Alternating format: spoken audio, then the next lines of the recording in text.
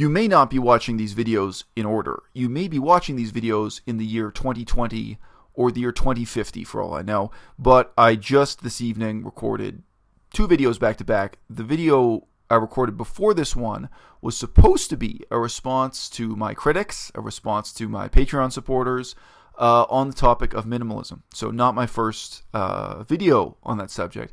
And we're really here talking about minimalism in the form that has become popular, become influential within the digital vegan demi-monde, right? Because you hear a lot about minimalism within the vegan demi-monde. And I think there are some obvious reasons for why that is. In terms of the ethical and ecological impulses that draw people towards veganism, many of those same people are drawn towards minimalism. So I've got 3 different messages here, and I'm going to treat them as anonymous.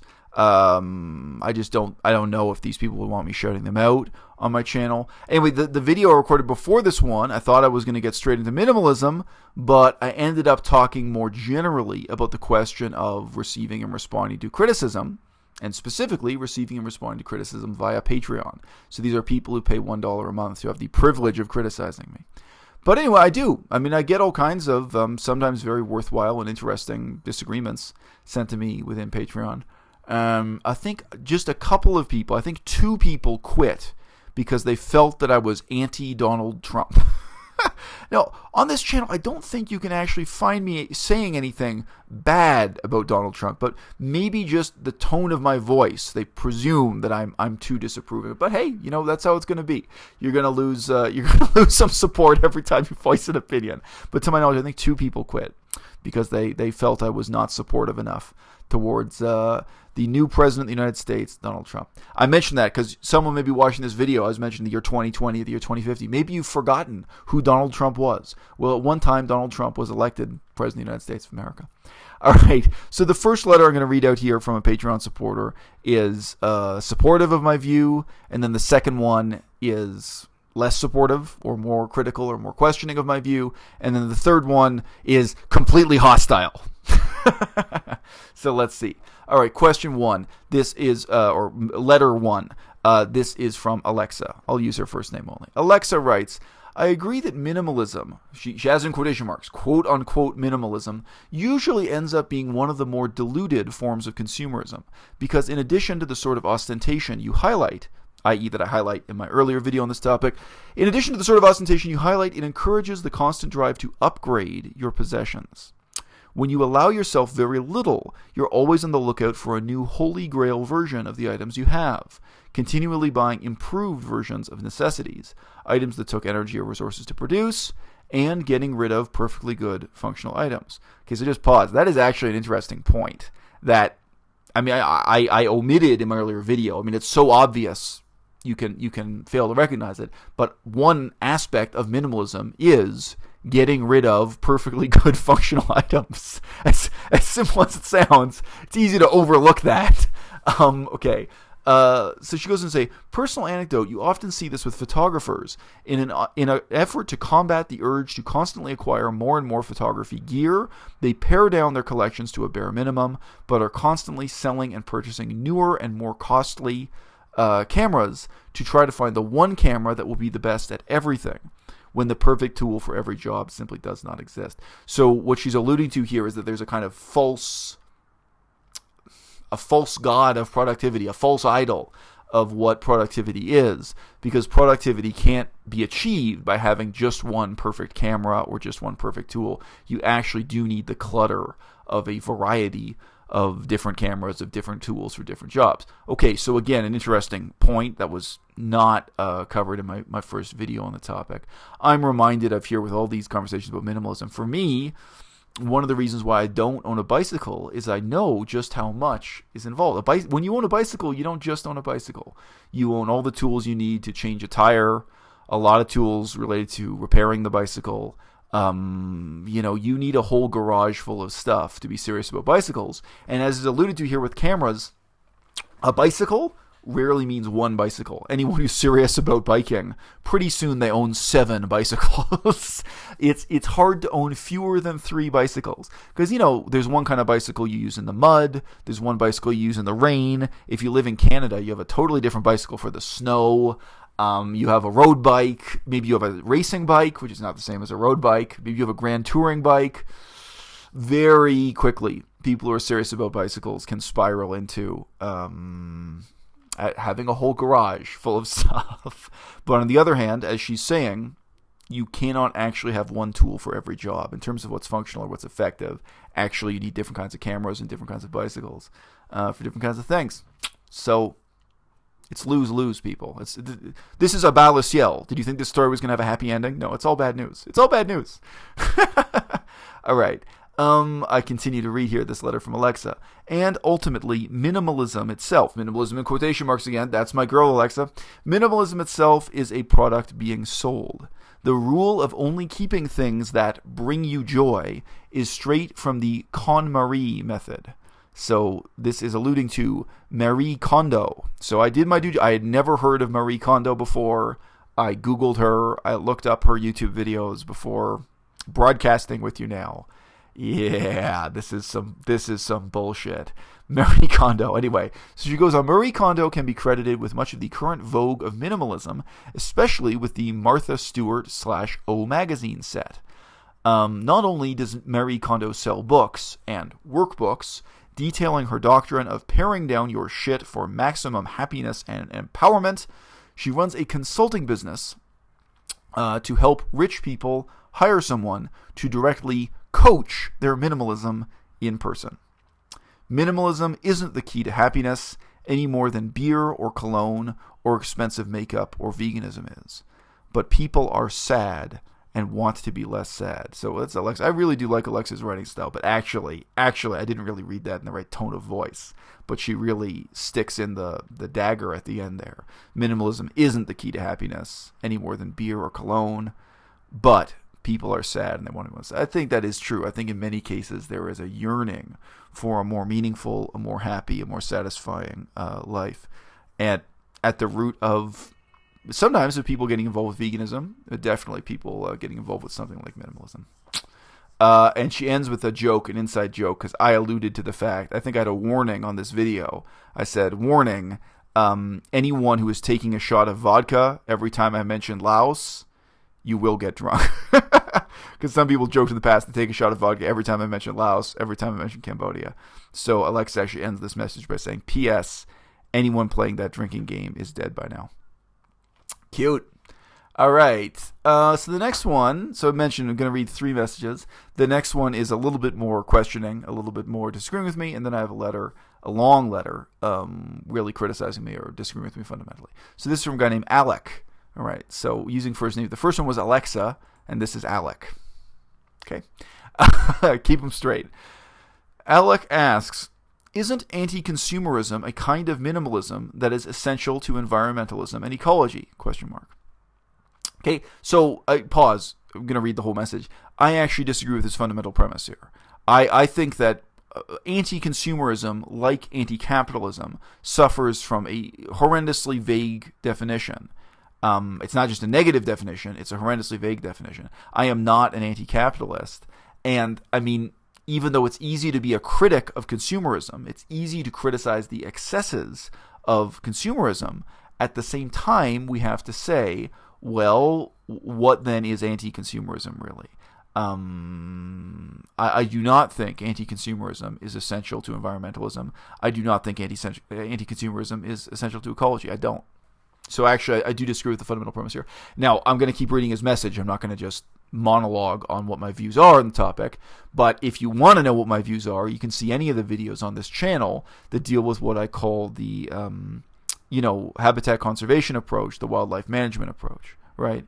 I think that those challenges, habitat conservation, wildlife management, they have nothing to do with consumerism or anti-consumerism, except in the vaguest sense in which we can define these terms so that everything is related to consumerism and anti-consumerism. I mean, if you define things vaguely enough, they're all linked. But, ultimately, from my perspective, a group of people in a position of political power sit down with a map, they draw lines on a map, and then they have men from the police and the army enforce the lines on the map. And what do the lines on the map mean? They mean over there you're allowed to cut down trees, over here you're not.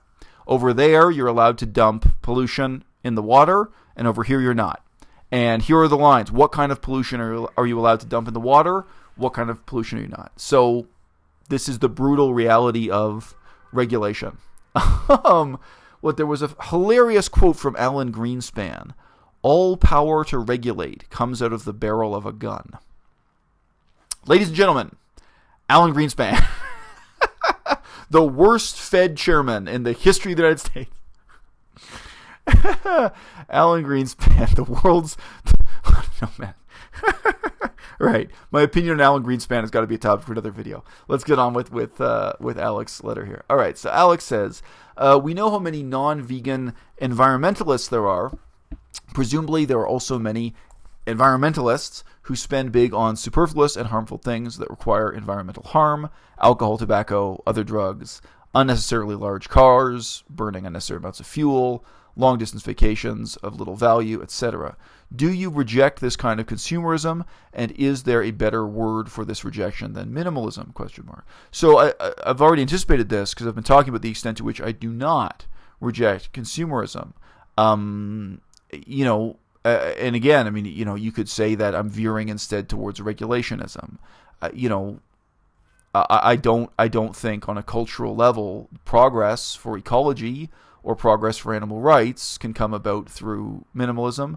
But again, I'll reflect on this more in a moment, maybe a little bit later. But I mean, I think too, I understand psychologically why do some people cling to minimalism.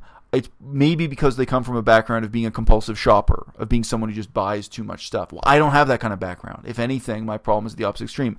I have a lot of experience living my whole life out of one suitcase, one backpack, of owning extremely little. So I'm not really saying this to insult those people. I think there are people who have a serious psychological problem where they are really hung up on owning expensive things or just owning a lot of things, and they get into credit card debt. So for them, minimalism has a meaning that's totally different from what we're discussing on this channel, which is really more political and ecological and linked to veganism and other forms of activism and our long-term attempts to militate for cultural change. So they're making a significant concession for minimalism. But so he asks, do you reject this kind of consumerism, and is there a better word for this rejection than minimalism? Well, no. Again, when you have regulations, some people are really offended that I even say this. Here's a very clear example of regulation. Let's say the government has a positive tax on leather shoes. Or I say positive because I mean raising the price, okay?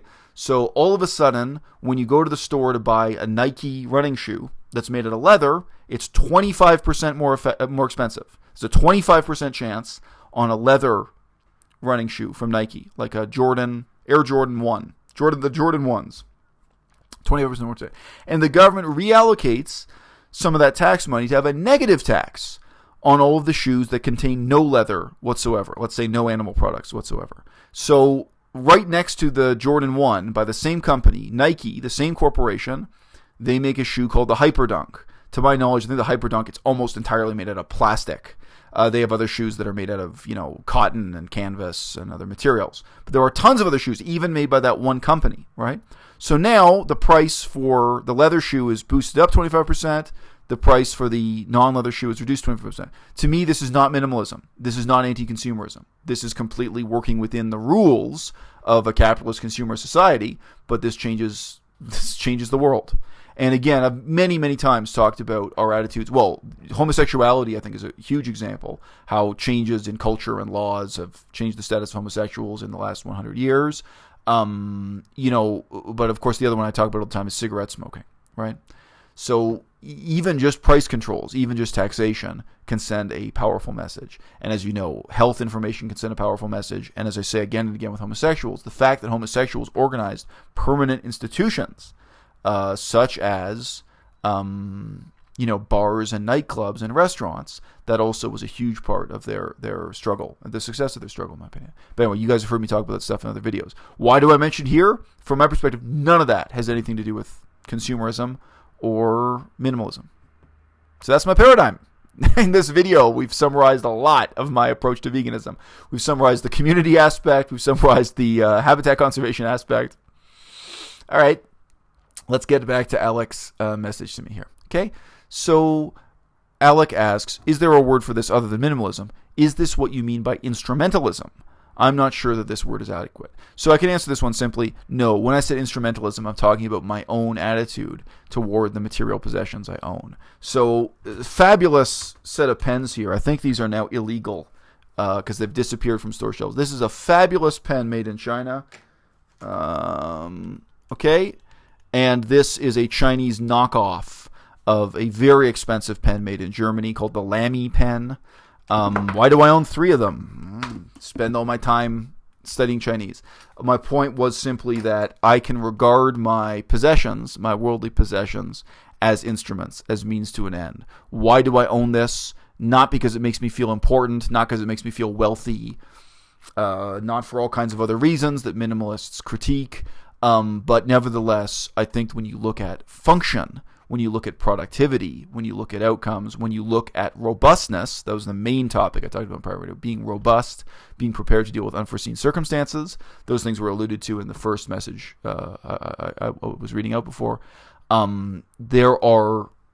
There's a totally separate set of criteria for how I evaluate the value of owning things. That, again, doesn't have to do with minimalism, but also, from my perspective, doesn't uncritically embrace consumerism. But at the same time, this kind of worldly possession, it got delivered here on a truck. It's a product of the capitalist system. It's a product of the banking system. I'm not going to front like I'm somehow, opposed to the whole edifice of modern Western capitalism. I'm not. Or that I don't benefit from it, because I do. I do benefit from it. I am very grateful that I could buy this pen for 8 kwai instead of paying 100 euros for it, made in Germany. That's why I wonder. I don't know if these are now illegal, but I noticed they all disappeared from the store shelves. I think the company that owns the patent in Germany, I wonder if they had a crackdown and said, hey, you're copying our style. All right. One can only speculate. Perhaps you could just call it anti-consumerism, but I think it would also be accurate to describe abstinence from environmentally harmful consumerism as a form of minimalism. Oh, we got a technical issue here.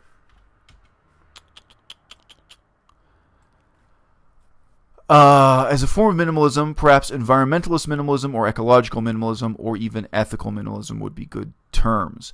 I don't think it's fair to describe all minimalism as self-indulgent, even if that form is the most prominent on the internet these days. After all, the internet is an advertising medium. We cannot allow advertisers to hijack and ruin every word for potentially anti-consumerist philosophies. Even getting rid of stuff that we own, that others are more likely to actually use, could be driven by environmentalist and ethical motives. He says that he would be glad to give away his own junk if he thinks it won't be functional for him. Much of what he owns in this way, his junk, came by the way of presents or an inheritance. When it comes to spending money, I consider myself a kind of minimalist, etc., etc. So the only thing I have to say in response to that message is that we have to be careful that we do not define minimalism so broadly or so vaguely that it means anything and everything. This is a problem very often when you're debating atheism versus monotheism. If you allow concepts like God to become so vague that they can mean anything, then you can't refute them, and also the arguments made in support of them become meaningless. And this is a problem, because minimalism can become so broadly defined and so vague that it starts to be meaningless, and to be sure, something like consumerism or capitalism can become so broad and so vague. Okay, so my third message that actually strongly disagrees with me. This person writing to me, who I will allow to remain anonymous, let's use a fake name. Let's say this is from Lisa, but I do know who it's from. This is really disagreeing with me on the point of minimalism. But something I alluded to earlier in this video is that my own perspective on this is partly informed by the fact that circumstances in my life have forced me to live a life that is pretty minimalistic, to only own things I can carry in one suitcase, to own very little, to care very little about worldly possessions. I've mentioned many times, up until age 37, I never owned a cellular phone. I never owned a car. I never owned so many of the things that many modern Western people take for granted. Okay, so this person, who we're calling Lisa, writes to me and says, I am not anti-consumerist. I am a pro-consumption capitalist. But I believe that excess hurts us and hurts the environment. She says that the full definition of the full definition of minimalism is not to only own things that give you joy, but to own things that give you joy or that you need. Right? Now, again, we're getting vague here. Necessity can mean anything. Necessity means different things to different people, right? Some people think it's necessary to own 10 pairs of shoes, etc., etc. But with that being noted, we continue. So she says, point 1 from your video is on robustness or efficiency. She says, obviously, there is a tipping point for everything. In your tool example, there comes a point when the volume of tools and the level of disorganization completely outweighs any robustness advantage. If you can't find the tool you are looking for, or if it takes too long to find it, you'd be better off running to the store and buying a new one. Especially that, for the vast majority of us, time is money. Okay. Now, I feel that's a very weak refutation of the point I'm making. I think I made a very strong point in that video about robustness. And the point that excessive robustness can be counterproductive. Well, excessive minimalism can be counterproductive. So, I think that is a very weak response to that. But, we live in a world where, anyway, I think it's really useful to warn people about the concept of robustness, about being prepared for unforeseen circumstances. And I don't think it's useful to warn people that they are too prepared, that they are excessively prepared for unforeseen circumstances. I mean, just think about your own life, whether it's in business or any other context personally. But, so I just say I think that is a very weak response, even though, of course, on a technical level, it's true. Yes, you may have a friend who constantly keeps a lifeboat in his apartment in case the city is flooded. Do you know any people like that?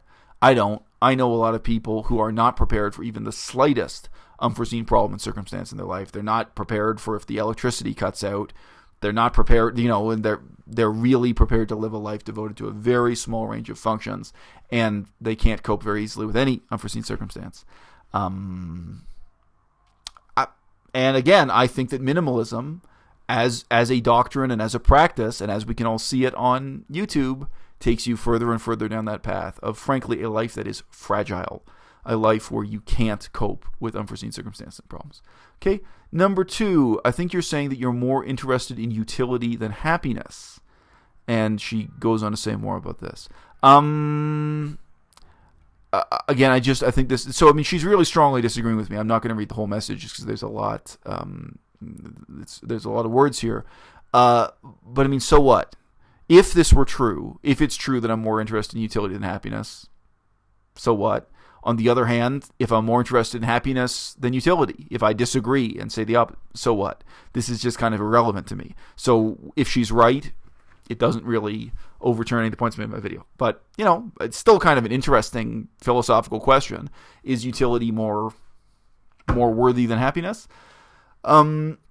She expands this, though, to say some interesting things. She says, the joy you seek is the fulfillment that comes from your identity as a scholar of Buddhism. And in that sense, what gives you meaning is owning certain books. She says, I liked the last sentence of your video where you said that what we own defines what we can do. Okay, interesting. I think that's perfectly accurate. However, we live in a service economy. And unless you are seriously into self-sufficiency, as my parents were, so this is interesting. Her parents, she says, repaired everything themselves, sewed their own clothing, grew their own food, hunted, gathered firewood, and I participated in these things as a child, which is probably why I despise them today. So again, part of this stuff, it reflects our own subjective, experiences with these things. As I've said, in reality, I have been forced to live quite a minimalistic lifestyle in many ways. I would prefer to have had a much less minimalistic lifestyle than the one I had when I was doing humanitarian work, when I was a scholar of Buddhism, when I was even had pretty normal jobs in museums, and even now that I'm moving to Dehong to take up this job at university, where I can't own anything more than I can fit in my backpack. So I'm at one end of the spectrum, appreciating what's in the middle. And she maybe grew up at the opposite extreme of the spectrum, appreciating, what was in the middle. So that's interesting. So she's one of a tiny minority of people who grew up in a household where people sewed their own clothes. Very, very rare. Very, very few people do that, right? Okay, you don't need specialized equipment for things you don't specialize in. Well, yeah, but none of my examples suggested that, okay?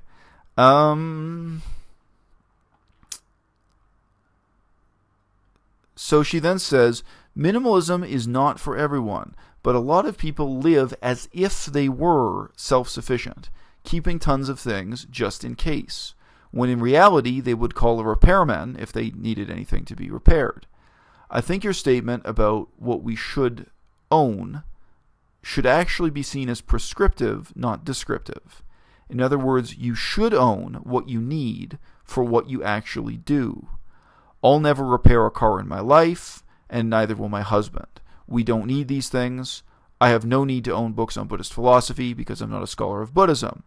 And you probably don't need to own a closet full of formal dresses, whereas I do. Practically speaking, keeping things you don't use or like is like letting someone live rent-free on your home on the off chance they might provide some use to you at a later date. Most millennials would be better off having an estate sale and ridding themselves of grandma's clutter, because for them it would be junk. On the other hand, some hipster repairman might really enjoy having boxes of 19th century tools that he bought in an estate sale or Goodwill. P.S. Unless you run a restaurant, you don't need 3 can openers. Ever. Okay, so a cute way to end the message. I think, though, even though she seems to make a strong argument, I think in reality she has lost this argument, because what she's done is moved the goalposts. She has retreated, and she has really weakened the definition of minimalism itself again and again, so that now, by the end of this message, what is the meaning of minimalism? At the beginning, she had one definition, that you should only own things that give you joy or things that you need. Okay? By the end of this message, this has been weakened and expanded and loosened to the point where minimalism seems to mean almost nothing. Where minimalism is just, well, don't be a hoarder. Don't own so much stuff that you're drowning in it. Okay, nobody was debating that, right? So, I mean, again, this is like if you're in a debate about atheism versus believing in God, and the Christian redefine, or you could talk to a Christian or to a philosophical member of Judaism, and they make the definition of God so vague that God becomes the principle of gravity, that God becomes this abstract principle in the laws of physics. It's like, well, okay, now we're no longer debating something I want to debate. I don't want to debate whether or not gravity exists. I want to debate whether or not God exists. I want to debate whether or not the Bible is really an important book for people to read. I want to debate, the role of religion in modern life. I don't want to debate this more vague version. So likewise for me, I started my video dealing with a specific definition of minimalism, and that we definitely is a definition in the first message I read out, that we see people acting out, performing on YouTube, and that we see people making money out of popularizing on YouTube with books they sell, with consulting services, and so on. So that's, I think, a hard definition of minimalism. And when we look at that, you see exactly what I reject. I'll get her name wrong, but I reject the woman who was mentioned, the consultant, who, by the way, makes videos on YouTube about how you can fold your socks and how you can fold your shirts and rearrange your house to be clutter-free and minimalistic. It's very clear what it is I'm rejecting, and I think it's also very clear what it is she's rejecting.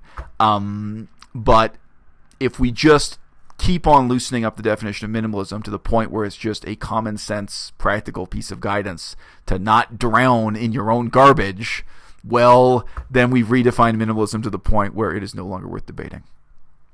Hit me up.